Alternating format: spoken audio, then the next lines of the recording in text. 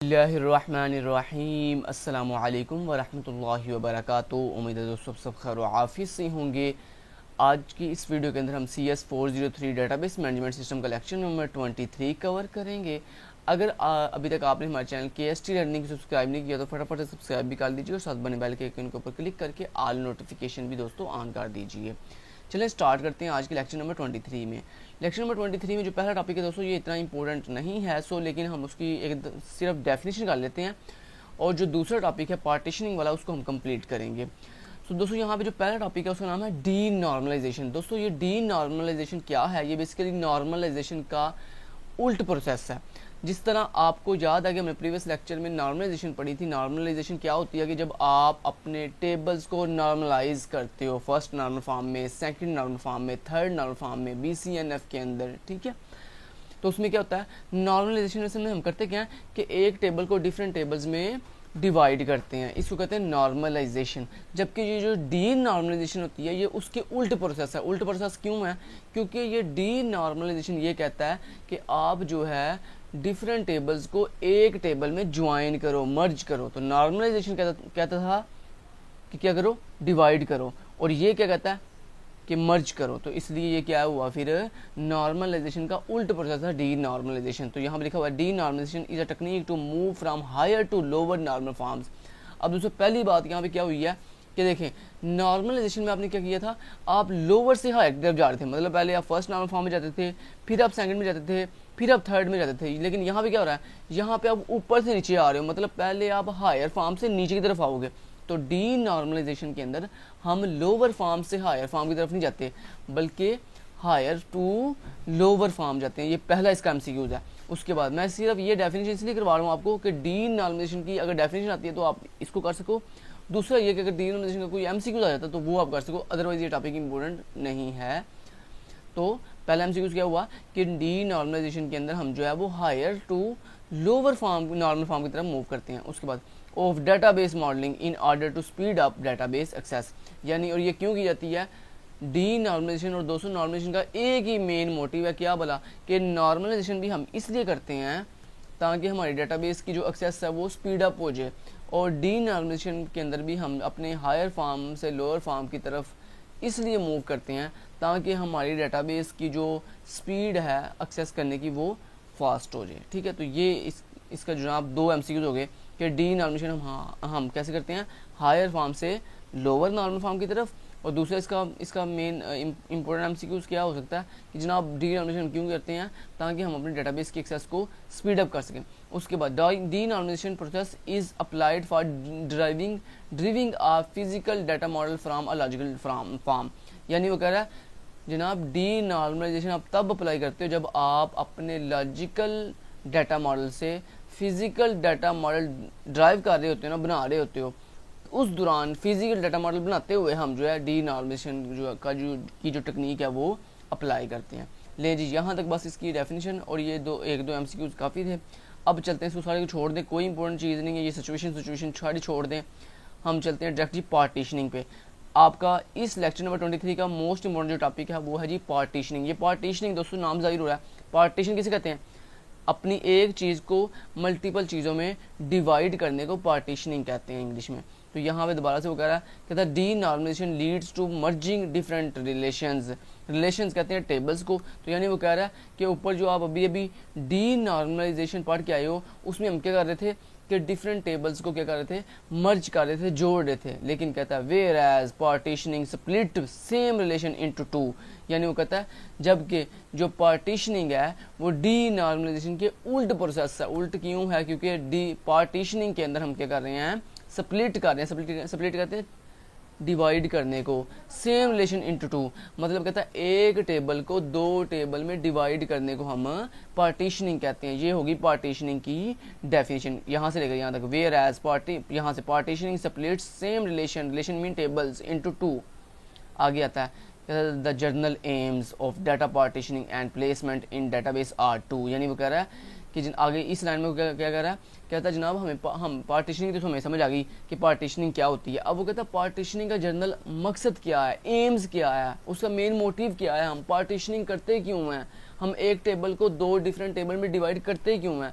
तो उसके लिए उसको कहता है हमारे पास तीन इसके बेनिफिट हैं, तीन फ़ायदे हैं। पहला फ़ायदा क्या है, रिड्यूस वर्कलोड, कि जनाब जब आप पार्टीशनिंग करते हो तो आपका जो वर्कलोड है वो कम हो जाता है। ठीक है, जब आप जो आपका वर्कलोड है वो क्या हो जाता है, कम हो जाता है। वर्कलोड में उसने एग्जांपल के लिए है data access, communication cost, search space. मतलब डाटा एक्सेस मीन कि डाटा को एक्सेस करने का टाइम थोड़ा हो जाता है। जैसे देखो ना दोस्तों, अगर एक टेबल होगा तो एक टेबल में बहुत ज़्यादा डाटा है, अब उस बहुत ज़्यादा डाटा को सर्च करने में आपको ज़्यादा टाइम लगेगा। जबकि अगर डाटा हम एक टेबल को दो टेबल में डिवाइड कर लेंगे तो अब क्या होगा, हाफ टेबल, दो टेबल हो गए हैं। अब जब आपने डाटा सर्च करना होगा तो आप थोड़े डाटा में से जब सर्च करोगे तो टाइम जो है जल्दी फास्टली आपको डाटा एक्सेस होगा और कम्युनिकेशन जल्दी होगी, सर्च जो है वो चीज़ जल्दी होगी। तो इस तरह क्या हुआ बेसिकली कि आपकी जो वर्कलोड है वो उसकी स्पीड क्या हो गई, मतलब वर्कलोड क्या हो गया, रिड्यूस हो गया, कम हो गया। जब वर्कलोड कम होगा तो ऑटोमेटिक स्पीड जो है वो डाटाबेस की एक्सेस की बढ़ जाएगी। दूसरा फ़ायदा क्या है, बैलेंस वर्कलोड, और कहता है हमारा जो वर्कलोड है वो बैलेंस हो जाता है, मतलब इक्वली जो है वो लोड डिवाइड हो जाता है दो टेबल्स के ऊपर।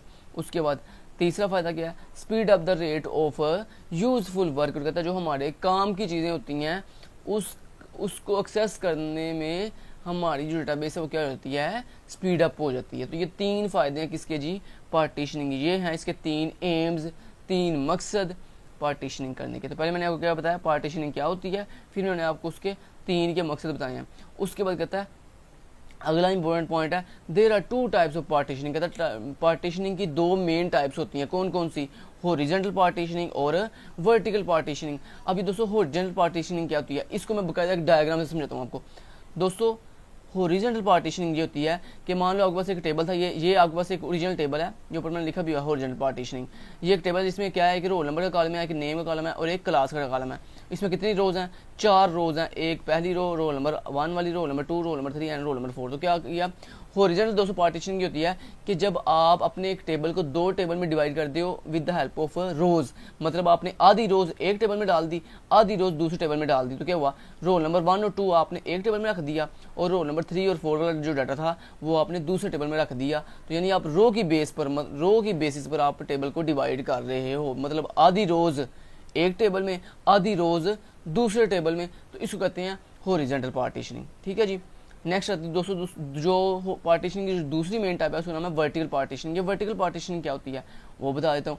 तो वर्टिकल पार्टीशनिंग दोस्तों ये होती है कि जिसमें क्या होता है, ये आपके पास एक ओरिजिनल टेबल था, roll number, name and class. इसमें क्या हुआ, आपने अब रो की बेस पर, मतलब आधी रोज की बेस पर पार्टीशनिंग कर रहे हो, बल्कि कॉलम की बेस पर कर रहे हो। क्या हुआ, आपने इस एक टेबल को दो टेबल में डिवाइड किया अकॉर्डिंग टू कॉलम्स, मतलब एक टेबल में दो कॉलम, एक टेबल में आधे कॉलम और दूसरे टेबल में भी आधे कॉलम। जबकि देखें दोनों टेबल में जो रोज हैं वो पूरी हैं, देखें इसमें भी 4 रोज थी, इन दोनों टेबल में भी 4 रोज पूरी हैं। देखें रोज कंप्लीट हैं, जो आपने दो टेबल में, इस एक टेबल को दो टेबल में डिवाइड किया है उनमें क्या हो रहा है, नंबर ऑफ रोज कंप्लीट है लेकिन कॉलम्स कंप्लीट नहीं है। तो दोस्तों जब आप ये देखो हॉरिजॉन्टल में क्या हो रहा था कि आप रोज दोनों टेबल में कॉलम कंप्लीट थे लेकिन रोज कंप्लीट नहीं है। तो यानी जब आप रोज की बेस पर डिवीजन करो, आधी रोज एक टेबल में, आधी रोज दूसरे टेबल में, तो उसको कहते हैं हॉरिजॉन्टल पार्टीशनिंग।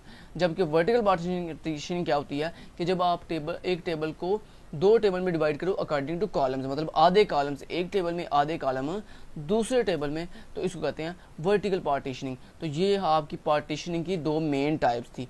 आगे दोस्तों आगे वो देखें यहाँ पे यही बात कर रहा कहता है, अब वो बता रहा है हॉरिजॉन्टल पार्टीशनिंग होती है, कहता है table is split on the basis of row. यही तो मैंने आपको बताया, जब आप रोज की बेस पर पार्टीशनिंग करते हो, आधी रोज एक टेबल में, आधी रोज दूसरे टेबल में, तो उसको कहते हैं हॉरिजॉन्टल पार्टीशनिंग, जिसको मैं एक डायग्राम के थ्रू भी आपको समझा दिया।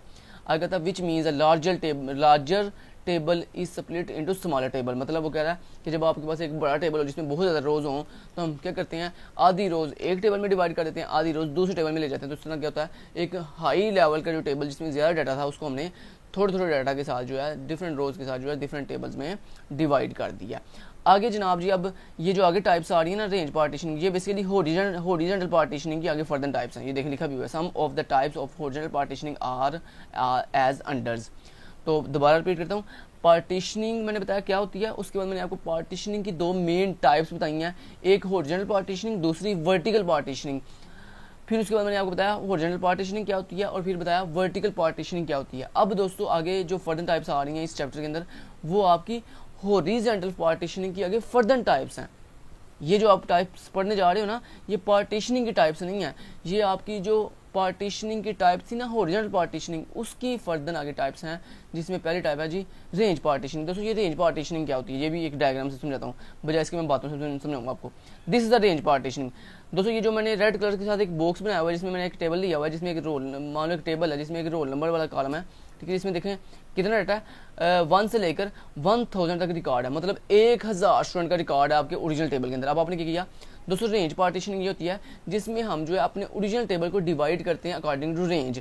मतलब हमने कहा हमारे ओरिजिनल टेबल में कितना रिकॉर्ड है 1000, हमने क्या किया, हमने कहा रोल नंबर 1 से लेकर रोल नंबर 200 तक एक टेबल बना दो, उसके बाद रोल नंबर 200 से लेकर रोल नंबर 400 तक दूसरा टेबल बना दो, फिर हमने कहा रोल नंबर 401 से लेकर 600 तक तीसरा टेबल बना दो, और फिर हमने कहा रेंज बताई हमने कि 601 से लेकर 800 तक चौथा टेबल बना दो। फिर हमने रेंज बताई अगले टेबल के कैसे डिवाइड किया, मैंने कहा रेंज 801 से लेकर रोल नंबर 1000 तक पांचवा टेबल बना दो। यानी आपने क्या किया, रेंज की बेस पर। दोस्तों देखो, आप अपने ओरिजिनल टेबल के अंदर जो रोल नंबर वाला कॉलम था उसके अंदर रेंज की बेस पर डिवीजन कर रहे हो। मतलब यहाँ से लेकर आपने कहा यहाँ तक एक टेबल बना दो, यहाँ से लेकर यहाँ तक दूसरा टेबल बना दो, यहाँ से लेकर यहाँ तक तीसरा। मतलब आप एक रेंज की बेस पर जो है क्या कर रहे हो, पार्टीशनिंग कर रहे हो। तो इस तरह की जो पार्टीशनिंग होती है जिसमें आप स्पेसिफिक रेंज दे देते हो, यहाँ से लेकर यहाँ तक एक टेबल बना दो, यहाँ से लेकर यहाँ तक दूसरा टेबल बना दो, तो इसको कहते हैं रेंज पार्टीशनिंग। ठीक है, ये उसकी रियल लाइफ एग्जाम्पल मैंने आपको दे दिया। चलिए नेक्स्ट चलते हैं। अगली जो हॉरिजॉन्टल पार्टीशनिंग की जो दूसरी अगली टाइप आती है उसका नाम है हैश पार्टीशनिंग। दोस्तों इसमें क्या होता है, ये चलिए मैं आपको ये ऊपर बता भी दूं पहले। रेंज पार्टीशनिंग के अंदर कहता है partitioning range is imposed on any particular attribute. कहता है ये आपके टेबल के किसी भी एट्रीब्यूट पर जब आप रेंज की बेस पर पार्टीशनिंग करते हैं उसको हम रेंज पार्टीशनिंग कहते हैं। जैसे फॉर एग्जांपल उसने एक एग्जांपल दिया, जैसे कहता है for example 1 to 1000 are in partition 1 and so on. मतलब वो कहता है जब आप पार्टीशनिंग करते हो, मान लो आपके पास 1000 रिकॉर्ड है, उसमें आपने कहा कि 1 से लेकर यहाँ तक एक रिकॉर्ड एक टेबल बना दो, उसके बाद सो ऑन आगे आपने ऐसे जो है उसको तरतीब लगाई। तो ये मैंने आपको समझा दिया रेंज पार्टीशन क्या होती है। उसके बाद जो दूसरी टाइप आती है जनाब हॉरिजॉन्टल पार्टीशनिंग की जो दूसरी टाइप है उसका नाम है हैश पार्टीशनिंग। इसमें क्या होता है, particular algorithm is applied and DBMS knows that algorithm hash partitioning reduce the chances of unbalanced partitioning to the large extent। क्या मतलब है इसका दोस्तों, ये जो पार्टीशनिंग होती है इसमें क्या होता है कि एक फार्मूले की बेस पर पार्टीशनिंग की जाती है। मतलब आपका जो DBMS है डाटाबेस मैनेजमेंट सिस्टम है वो अपनी तरफ से एक एल्गोरिदम अप्लाई करता है और उस एल्गोरिदम की बेस पर जो आंसर आता है ना उस आंसर के साथ वो जो है टेबल को डिफरेंट टेबल्स में डिवाइड करता है। तो यानी सिंपल ये हैश, आपको याद होगा मैंने आपको हैश टेबल बनाना सिखाया था CS301 के अंदर, ठीक है, जिसमें हम क्या करते हैं एक एल्गोरिदम की बेस पर जो है एक फार्मूला बिल्ड करते हैं। तो यही दोस्तों हैश पार्टीशनिंग होती है कि जब आपका अपना जो DBMS है जब वो एक एल्गोरिदम की बेस पर एक फार्मूले की बेस पर पार्टीशनिंग करता है तो इसको हम कहते हैं हैश पार्टीशनिंग। ठीक है जी, तो ये हैश पार्टीशनिंग का कंसेप्ट था। उसके बाद आ जाता जनाब आपकी हॉरिजॉन्टल पार्टीशनिंग की जो तीसरी टाइप है उसका नाम है लिस्ट पार्टीशनिंग। ये लिस्ट पार्टीशनिंग क्या होती है इसको भी हम एक डायग्राम से समझते हैं। देखें लिस्ट पार्टीशनिंग दोस्तों ये होती है, देखें आपके पास मान लो एक टेबल था जिसके अंदर 3 कॉलम है, एक कार का नंबर है, कार के नेम है और कार की प्राइस है। आपने क्या किया, आपने दोस्तों इस एक टेबल को 2 टेबल में डिवाइड कर दिया अकॉर्डिंग टू वैल्यूज। वैल्यूज कैसे, मतलब आपने कहा सेम नाम की जो कार्स है ना उनका एक टेबल बना दो और इसी तरह दूसरी सेम नाम की जो कार होंगी उसका दूसरा टेबल बना दो। यानी आपने क्या किया, अब देखिए यहाँ पे आपके पास सेम नाम की जो जैसे देखो यहाँ पे ओरिजिनल टेबल के अंदर white car and white car, तो आपने क्या किया, आपने कहा जितनी वाइट कार के नाम जितनी भी कार का नाम वाइट कार है ना उन सब का एक टेबल बना दो और जितनी भी कार का नाम रेड कार ना उन सब का दूसरा टेबल बना दो। यहाँ पे सॉरी रेड कार आना था, ठीक है जी। तो यानी आप क्या कर रहे हो, according to values, according to categories, according to same name जो है अकॉर्डिंग टू सेम कैटेगरी आप जो है डिफरेंट टेबल्स में डिवाइड कर रहे हो कि सेम नाम का एक टेबल सेम नाम के आपको डिफरेंट जो टेबल बनाई जा रहे हो कि वाइट कार के एक टेबल बन गया, इस तरह रेड कार का दूसरा टेबल बन गया, इस तरह ब्लैक कार का तीसरा टेबल बन गया। तो यानी अकॉर्डिंग टू लिस्ट पार्टीशनिंग समझ आ गई क्या होती है कि जब आप अकॉर्डिंग टू डिफरेंट वैल्यूज आप जो है अपने एक टेबल को डिफरेंट टेबल्स में डिवाइड करते हो। तो यहाँ भी सारे यही कह रहे हैं partitioning the values are specified for every partition, कि जब आप अपनी हर पार्टीशन के लिए एक स्पेसिफिक वैल्यू को चूज़ करते हो। जैसे यहाँ मैंने पार्टीशन के लिए कौन सी वैल्यू चूज़ किया, वाइट कार, तो मैंने क्या किया इस टेबल के अंदर वो सारा डाटा है जिसमें तमाम कार्स के नाम क्या हैं जी, वाइट कार। ऐसे ये जो मैंने पार्टीशनिंग की है ये किस बेस पर की है, रेड कार की बेस पर, कि मतलब इसमें वो सारा डाटा जिसमें रेड कार वाली सारी की सारी कार्स जो है वो इन्वॉल्व होंगी। तो so there is a specified list for all the partition, कि इसमें जनाब आपकी जो भी स्पेसिफाइड लिस्ट होती है उसकी बेस पर आप एक पूरी पार्टीशन करते हो। So there is no range involve in this rather there is a list of values, मतलब वो कहता है इसमें कोई रेंज नहीं होती कि मतलब 1 से लेकर यहाँ तक एक पार्टीशन बना दो, नहीं।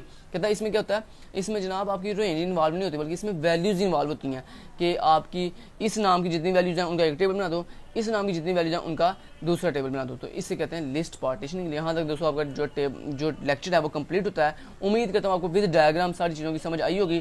Thank you so much. Till then guys take care, अल्लाह हाफिज़।